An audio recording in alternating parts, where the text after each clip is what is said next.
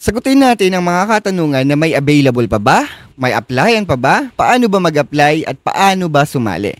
Yes, we are still looking for annotators and we will need 5 lead annotators para sa ongoing line annotation project ng team. And these lead annotators will serve as a main annotator ng project. And after that, by the month of October, we will need at least 20 annotators na bubuo ng team para makater natin ang required quotas sa loob ng 3 buwan. So basically, we will be having a big amount of supply during this month of October, November, and December.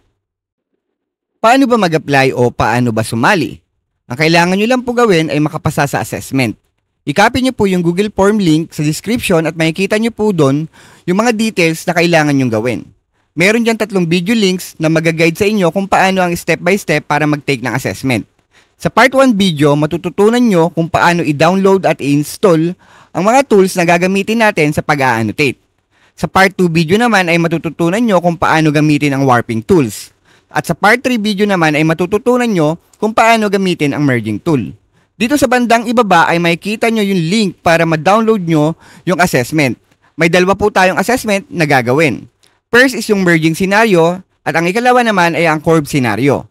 Make sure lang na nakapalo ka sa mga social media account natin lalo na sa Facebook page.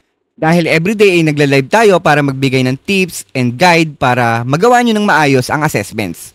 At everyday din tayo nag-check ng inyong assessment during live para masagot din natin real-time ang mga katanungan nyo about sa assessment.